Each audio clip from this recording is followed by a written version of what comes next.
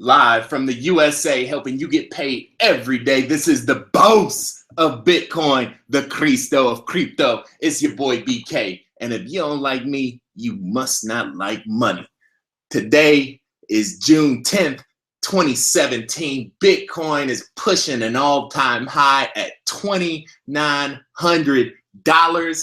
And we have a global community of cryptocurrency enthusiasts. I was in the chat a little bit earlier. I see we got Germany in the house. We got Philly in the house, India, West Africa, Brazil, Netherlands, I've seen on the boards. So listen, I just wanted to invite you guys again, connect with us on Google Pages. We got a Facebook group, and also we got free charts on TradingView. I try to get in on TradingView every other day and throw different cryptocurrencies out there and give you the latest updates, tips, and trends on how these different charts are changing.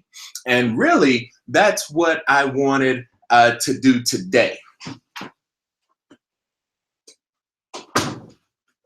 So the chart we'll be looking at, it's an interesting time in the market right now.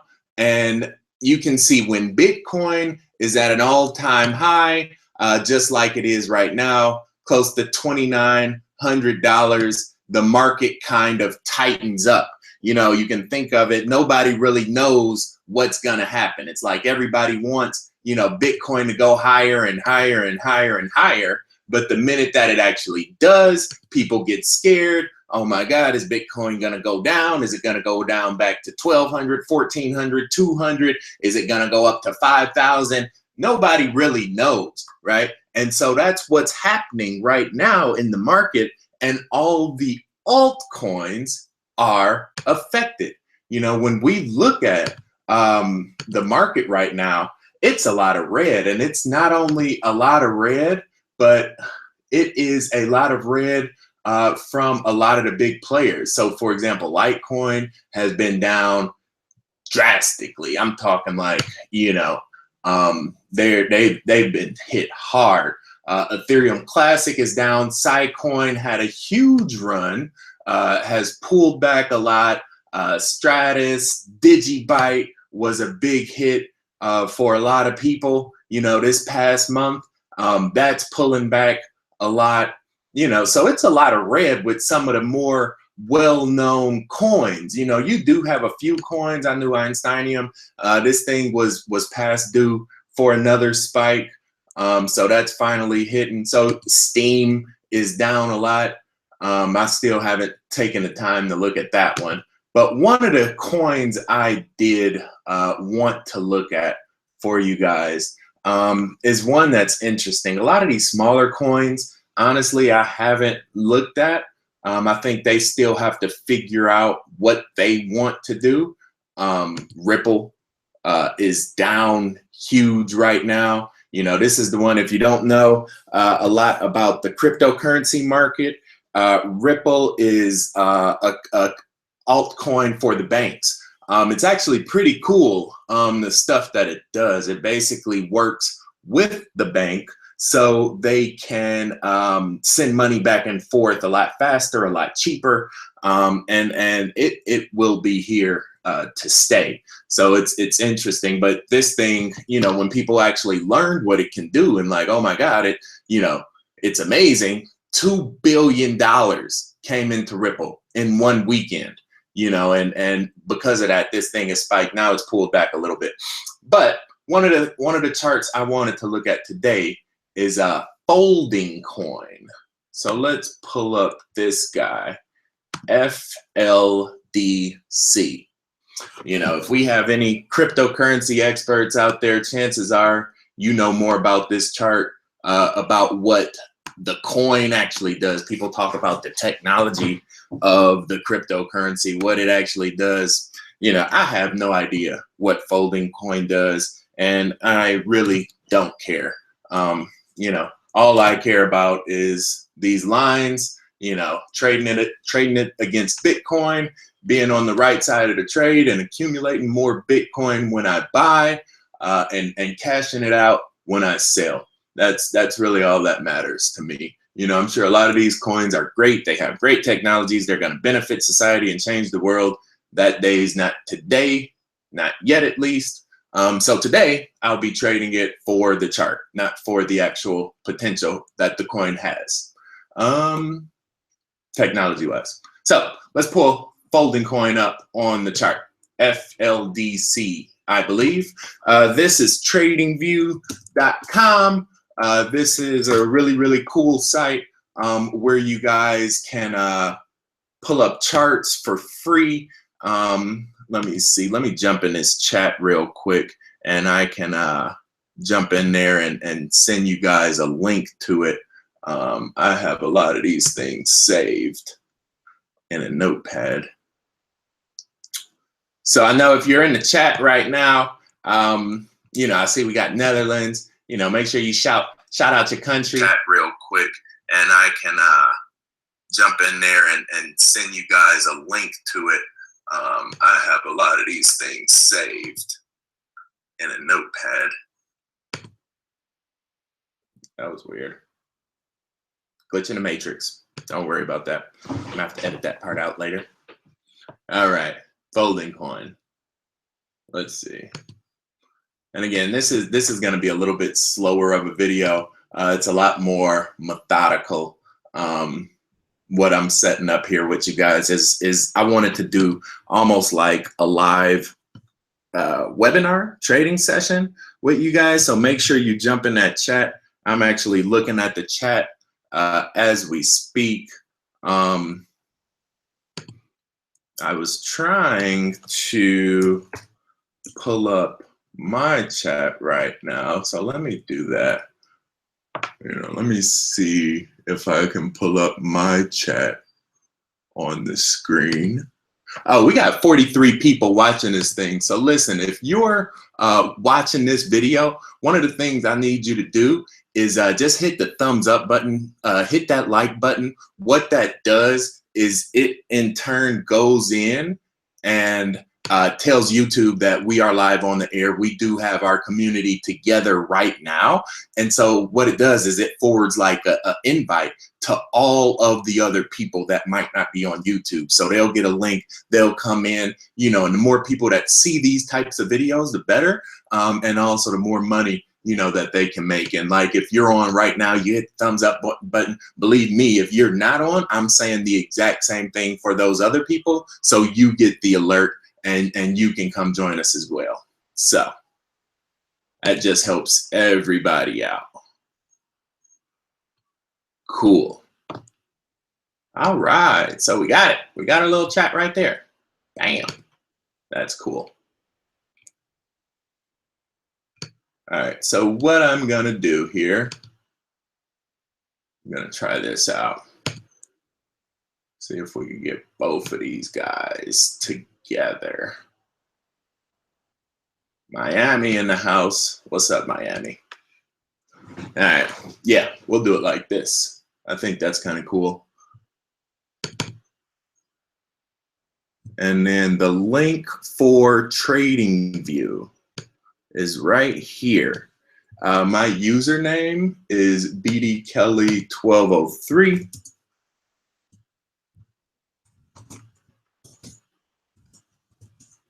Bam, check it out. Yes, yes, I have posted in the Bitcoin subreddit, Bitcoin Markets. It's a great network, great community, you know, and I actually learn a lot from there as well. So please, by all means, Chuck, copy and paste this link, you know, and share it with those guys. Let's see, how do we do that?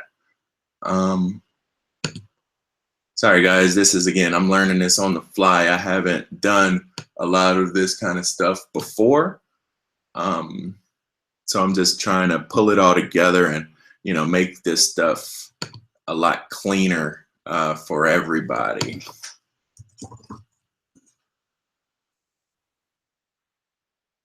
I am in link broken. How is that even possible? Oh boy. Okay, hold on.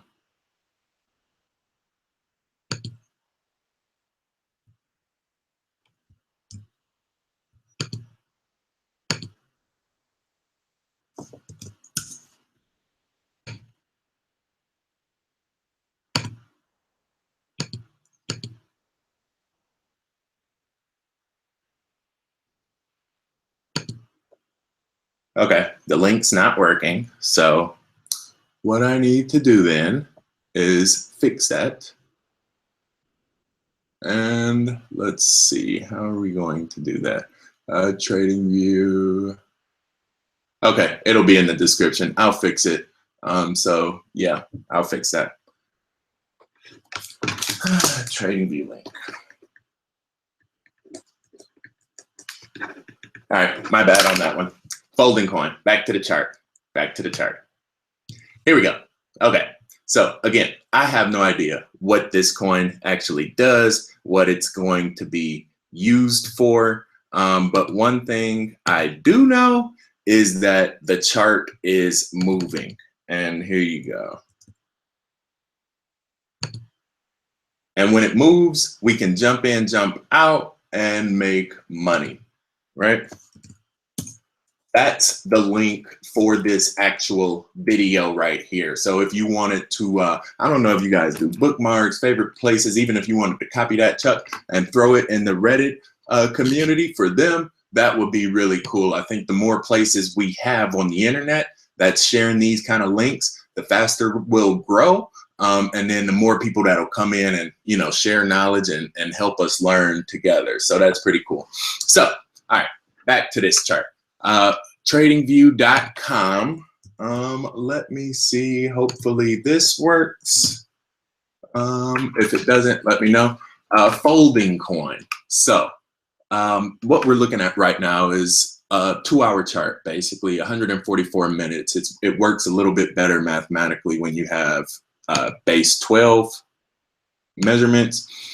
And what we see right now is this chart is pretty much a slight uptrend, you know, but a big dip right here. It was up at 980.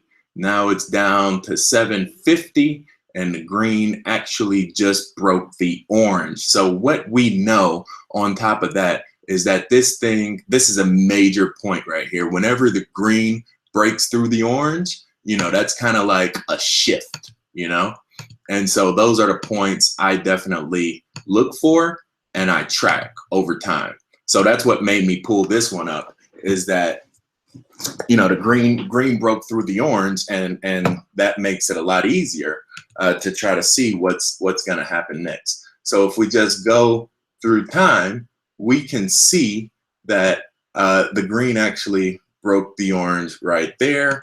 Going up, what I like to do is, you know, put different vertical indicators on the chart, and that helps me see, you know, the different sections, you know, that the chart lived through, you know, and how the different lines work together whenever that happened. So right there, you know, we see the green and the orange going up. Here, it looks a little bit different when the green breaks through the orange and goes down.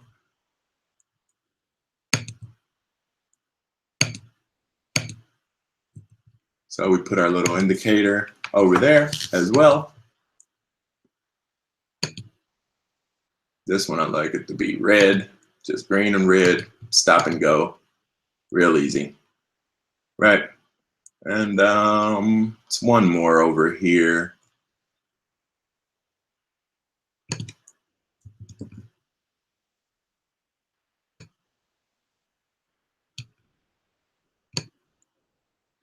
Wow.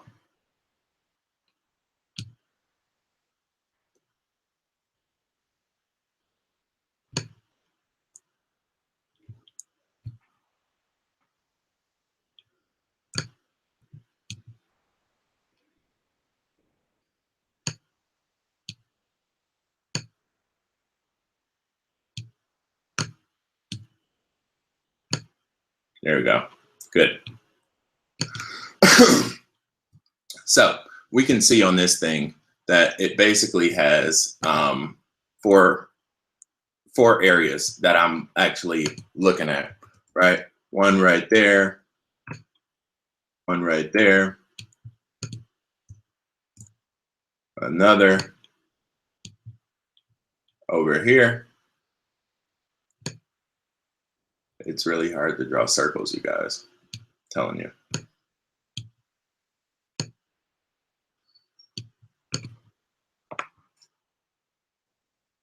One, two, three, and then this guy.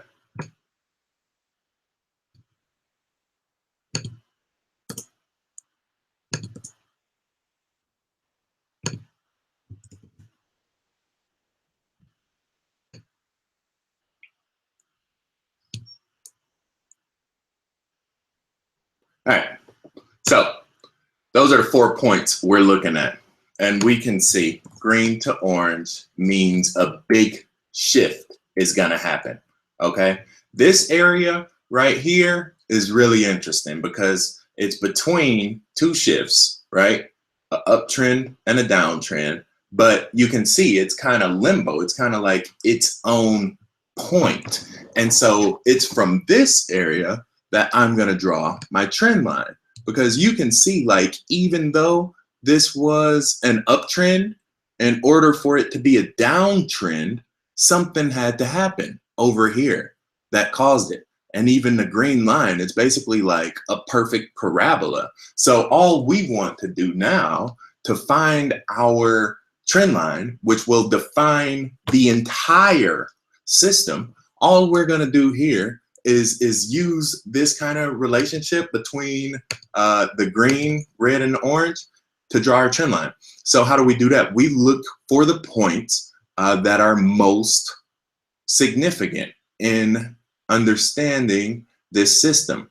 One of those you can see right now is if we look at the orange and the green, those kind of gives us the two highs of the system.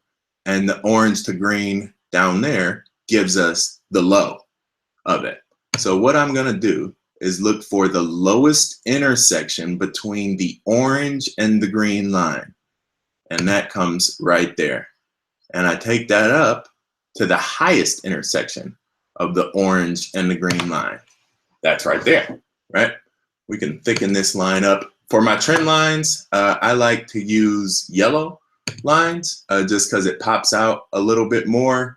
And it makes it easier to see, you know, against the charts. I like to use like a thicker, you know, yellow line, but I still gray it out. I still make it like a little bit transparent, just so it's not like overly, you know, aggressive. All right, cool. And we do the same thing going the other way. Red to green, red to green, and bam. That's a pretty good trend line right there. That tells us exactly what's happening in that system. And also, it will help us predict what should be happening in the future, right? For example, if we throw that thing on top of there, that gives us the exact point we're at right now, where the green is crossing the orange. So you can see these lines are all interrelated with each other. The challenge is figuring out the story that they're telling us, right? So that is no accident. The fact that we threw our trend line, green crossing the red, on top of the on top of the highest candle right there, right before it went down, right? And that gave us the exact point that the green came back and broke through the orange. That's no accident. You know, again, the challenge is to understand the complete story that these lines are telling us. So, say all that to say this. FOLDINGCOIN is at a serious pivot point right now. What I did down here was I went, and this is, I'm gonna throw this up as a big orange dotted line. And what that one represents is the green breakouts over time. So green to orange breakout, green to orange breakout. When we connect those dots, we get another uptrend. That means this chart has a solid uptrend backbone. You know, we think about this orange dotted as like, you know, we think about it as like the base note, like the lowest of the lows. But as long as it's going up and it's above it, we're good. You know, so even right here, when it broke down a little bit below it, you notice it didn't really get that low up under it. And also, I did this earlier, when we figure out exactly what's happening, you know, we wait for this thing to break down and we say, okay, we're going to copy and paste you and put you down there at that lowest candle. Look what happens. It follows it all the way up, right? It doesn't break it again. It follows it all the way up until the green comes back to the orange, and now it's ready to break out. It's like it's talking to itself. It's literally talking to itself through these lines and telling itself what the rules are moving ahead in the future, right? So quick things on the chart. What's this software brand? And this is not software. This is a website called tradingview.com. If you click on, let me see. This is the link. Right. And if you click on it, it should open the chart that I'm on, which is FOLDINGCOIN. Yours probably won't look exactly like mine because I have like a lot of, you know, technical stuff built into mine to help me see things easier. But that's the link. It's just a website. FOLDINGCOIN, again, I have no idea what kind of coin it is. I just know that the chart looked really interesting and it was a good teaching opportunity. So that's really the only reason why we're looking at it, is to really help you guys understand the relationship between the green line, the red line, and the orange line, and ultimately how that will determine what's actually happening on these coins, right? So yeah, this is more so a technical analysis of any coin, but it's just FOLDINGCOIN just because, you know, I saw that the green was against the red, and also I thought it would be kind of interesting to take a coin that nobody really knew about, you know, and see what happens with it over time. So that's kind of, you know, that's really all I wanted to show you with this chart, is really just a sense of how all of these lines are related. Again, if we take that baseline from the bottom, we can make it like,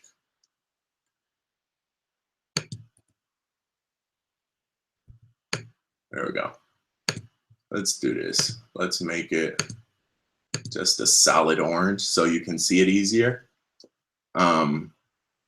If we take that, copy paste, and throw it right there where that green broke out and went below the orange, technically that's a negative line. So my idea is that if that green crosses through that line, it's going to go all the way down to the next one, because that means it's sending it more negative energy from that point. To whereas like right here, we had like a little line of support. So if that thing holds, you know, we should be good. But if it breaks through, then it's going to go down even farther. And you'll see that in the chart. So you can see just, you know, from the natural shape of this thing, it's basically forming a wedge right there. And once it gets to the end of that wedge, it might not be that tight. Once it gets to the end of that channel, right in here, it's going to have to make a decision. And that decision is going to be, do I want to go up or do I want to go down? So once it hits somewhere in that area, it's either going to break out or it's going to break down. My general impression on seeing this chart and seeing how much energy it has flowing into that orange, it's almost crashing down into that orange now, is it's going to go down and it's going to find support on that next orange channel line. It's going to catch itself and then it's probably going to spike again, but that won't be, you know, probably until July sometime, after it's consolidated and settled down a little bit. Cool. All right. So I saw a few people in the chat commenting, said, please comment on the rifts in the community. Ripple, anything else? News about the currency. Cool. So we can do that. One of the best ways to do that, it's 2 websites. You know, Poloniex actually disabled one of the best websites that were out there, and that was their troll box. A lot of people would throw up pretty good information in the troll box, but now we don't have that to us anymore. So this guy right here, cointelegraph.com, I found has been pretty cool. It's basically like a newspaper for all these different Bitcoin articles, and I can, you know, maybe one day just make a video that kind of goes through, you know, a few of these really top articles. But, you know, they talk about, you know, different things. The most promising altcoins of 2017, Gollum, you know, is one of them. Zcash, if you got our monthly picks, Zcash was on there. So, you know, they seem to have a good idea about what they're talking about. So yeah, this website kind of goes through different stories. So, you know, already people are talking about Bitcoin will hit $250,000 in 3 years. You understand? So I don't care. Like somebody was saying, you know, the don't invest in Bitcoin video I put up got like a lot of dramatic feedback.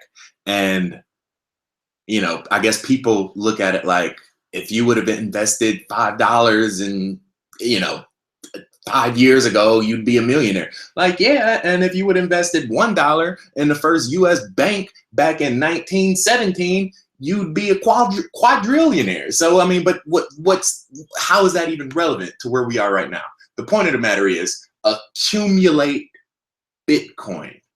Do not track US dollars.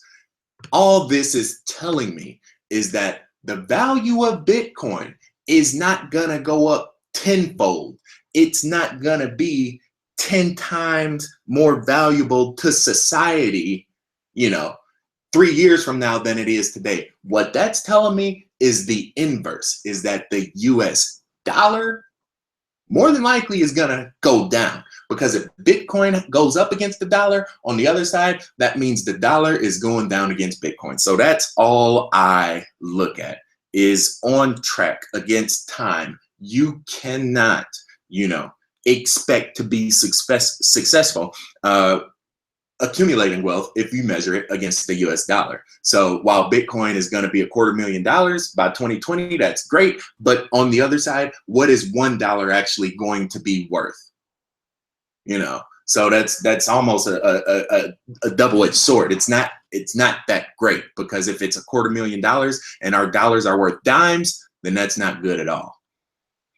So that's one thing you definitely need to think about. And I think with, you know, the politics that play into, you know, currency and accessibility is definitely something to consider. I don't want to turn this channel into one of those slanted, skewed, perceptive commentaries that a lot of people have. I like to keep it on the money. If it makes dollars, it makes sense. So that's what I like to talk about. I don't like to get involved on, you know, the different politics that, you know, different coins have, or the possibility of a 51%, or, you know, what is this community doing, or what's happening over here. I don't care. All I care about is the charts. Is it going up? Is it going down? And what does that tell me for the future? How can I use that information to accumulate more Bitcoin on the next swing trade?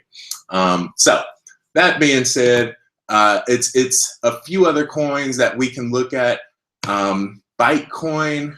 Yeah, let's pull up Bytecoin, because this is actually, or no, let's do a DIGIBYTE, because DIGIBYTE is really interesting too. This is one that I was looking at earlier today. DIGIBYTE is interesting. You know, I made some money on DIGIBYTE. I bought DIGIBYTE back when it was like 98 Satoshis. You know, so I made a little bit of change on this thing, but it seems to be correcting right now. And how do we account for that? What is that telling us? And how should we prepare to move ahead going forward? So we know it came all the way from 98 back there somewhere. Yeah, right up in there, right up in there. And now it looks like it's fallen through the floor, right? That green has crashed through the orange, basically. So that's a huge, huge momentum shift in where it was at compared to where it's been. So we look at that green, we see where it came from. We look at that green, we look at that green. And then also the green and the red, because that's like kind of like the crash back. And this essentially becomes our relationship. So we can draw a line from there to about there. We could draw another line from there to there.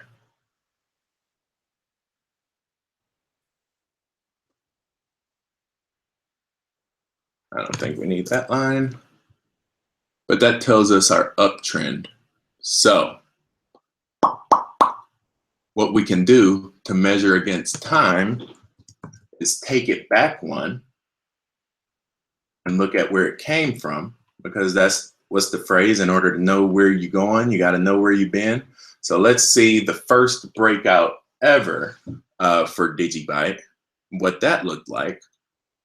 And that gave us a little bit of a different line from like right there to right there. So again, this is our base note. This is the deep, deep baritone that holds the whole thing up. So as long as DIGIBYTE is above that line, that means all of this is still good, right? That means we can lock this money in. It's never going to disappear. But the minute it drops below that line, then it has a new reality, and more than likely all of that money that was made up there will need to be wiped out and changed on the reverse. Hopefully that makes sense. But where are we at right now? What I see, solid uptrend, higher, higher, 1, 2, back down. Solid uptrend, 1, 2, back down. Notice how I did that? What I did was I would count the intersections of the red and the green. Let's see, it's a little thing I can do. So this one's cool sometime. So the red and green, it broke out,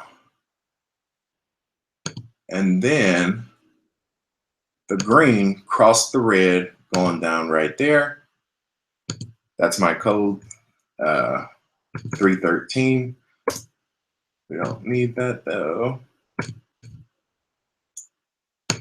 So we have one right there. Red touched the green, went down.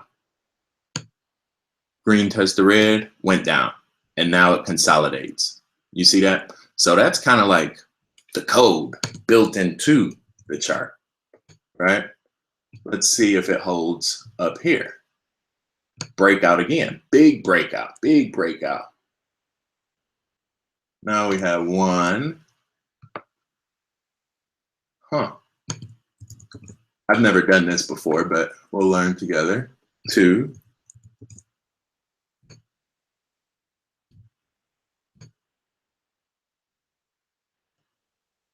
3. 4. So we go from 2 to 4. Now we're back testing that line. So we went from 2 and came back down to 4. Now we're going to come back down. And so that means the next thing is probably going to have to take 8 loops in here somewhere. What does that mean now? What I think it could mean is if we look for the crashes down, the loops down, you notice how they line up right there. What this line that I just drew, this is pretty cool. What this line is giving us is the uptrend base note. So if we look for the highest orange, or I'm sorry, the highest red where green crossed it, and we connect those points, that gives us the highest momentum built into the chart. You see that? 1, 2, 3. All we need is 3 points of significance, and we know we got a relationship. So now we can see that DIGIBYTE is opening up, and this line will no longer be significant once it breaks down. But the future of DIGIBYTE is going to be in there somewhere. And once we come back and once we come back here and consolidate around that orange and we break out again, it'll go up to that green, and then you'll get eight dips basically before it breaks down and comes back to the reset line. That's what I think is going to happen. That is built into the chart itself. It's basically the exact same thing happening over and over and over again. We just have to look at it from a common frame of reference to understand exactly what's happening and how it ties together. But even still, it started at what, 110 back in May 15th. Yeah, let's do that. Let's track the highs. So then we can probably get some linear thing here. We have May 17th. Let's do this. Let's call them out. Hopefully this is helpful for you guys. I haven't done this chart before, but this is kind of how I do it.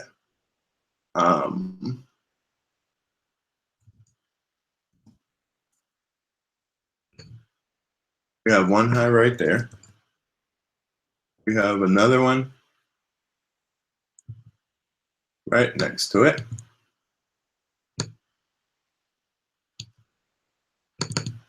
We could just say high.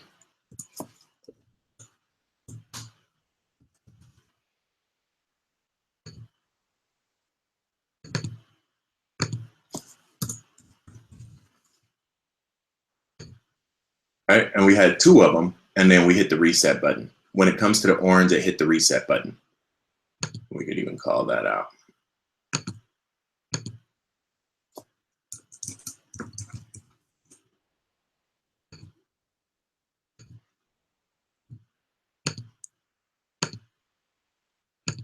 Right.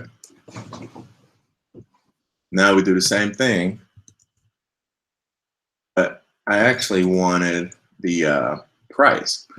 So another tool you can use to calculate the price is this little button right here, price label. 0.03, and it's not perfect, but for our estimation, it's close enough. So we went from 373 to 775 in a matter of 517, 521, pretty quick. Then we hit our next point.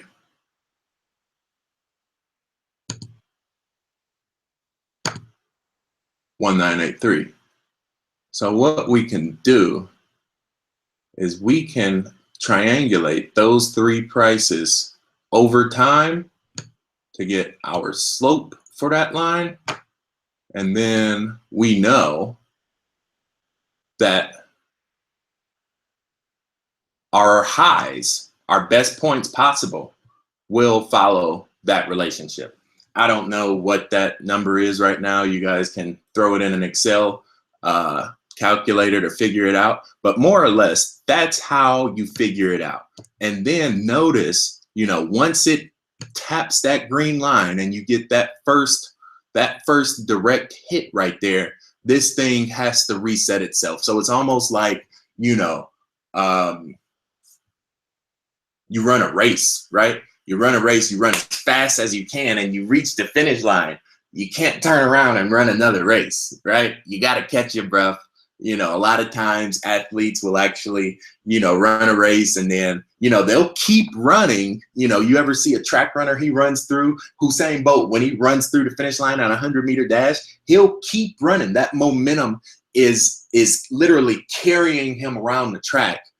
And then at some point he has to stop, turn around, come back, you know, to the finish line, get his gold medal. You know, that's kind of where this reset happens at, is when, you know, we ran, we won, you know, and now we just, you know, standing at the stadium, taking the pictures, putting the flag around us. So it's not necessarily a bad thing, but this is where you want to buy, because as long as it's living in this channel, that's where you're going to get the best bang for your buck at. You know, especially, you know, when it's between, when it's down here, when it's like under the fresh orange, but not under the base note. It's like, you know, as long as we bounce above that base note, you're going to have to go back up to that green. And you can see it's like a sine wave. It's 2, 4. This next one will be 8, so it'll be a lot longer. Probably the one after that will be 16. I don't know how long this trend will last, but as long as it's living in this lifespan, that's what you'll have. And then also right here, you can note that even this thing in itself is basically, horizontal consolidation. So we can just throw one line here to show us that after it hits, look at that. That's crazy. That's pretty crazy. This thing is not perfect, but it's close enough for you to get the gist. We'll do a purple. All right. So even when it spikes, it runs through the green line, and it comes back, more than likely, it's going to break somewhere right around there when it breaks down. You know, that's a little bit higher, but on a bigger scale of things, it's not. And I guarantee you, if I would have taken the time to like go in to the exact point of intersection, that probably would have lined up perfectly. So that's what you can do on your own. And probably if we copy and paste it, it shows, you know, a similar relationship down there. You tap the green, and that's where it breaks down at. Oh no, you tap the green here. So here you go. We tap the green right there, breakdown. But what does that give us? That gives us our next breakout point. So you can see it's different things built into the chart that a lot of people don't take the time to notice. But when you actually understand that this thing is all working together to tell the same story, you just have to take a step back and look at the story that it's telling at the page of the book you're on, what chapter that reads through. You know, you just segment it out, break it apart, but it should definitely help you understand how to move forward. So honestly, I would say, you know, it wasn't there very long, but anywhere down in this area is a buy for DigiByte, because it has that baseline coming up behind it that's only going to push it higher. And it's going into a reset button. So it's going to continue to consolidate. It needs to actually touch that line So we would look for that to happen over the next couple days. It'll probably, you know, just pause up here for a minute, continue to head down. So anywhere around this reset area is a definite buy as long as we are still inside of that channel. I would also say that if we get below this 750, then get out. That means it has a new life. This one is no longer relevant, and you know, we can't these rules don't apply anymore, so to speak. So you can even see, like right here, it ran into a little bit of turbulence, right? What happens over here? It bounces off that turbulence. So my guess is right here where those 2 points meet is going to be the best area to buy DigiByte. I'm going to put an order in today at 1,300, below 1,300, and we'll see. We'll see what happens. So that's all I got for you guys. Yeah, 1,300 flat. We'll see if it fills it. I think it will. 1,300.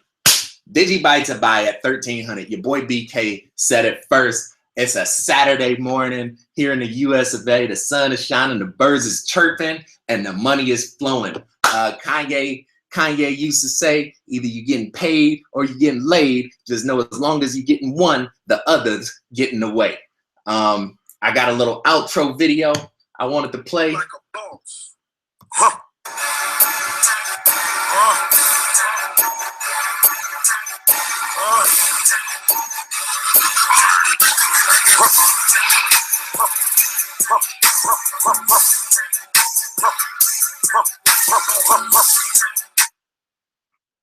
Peace.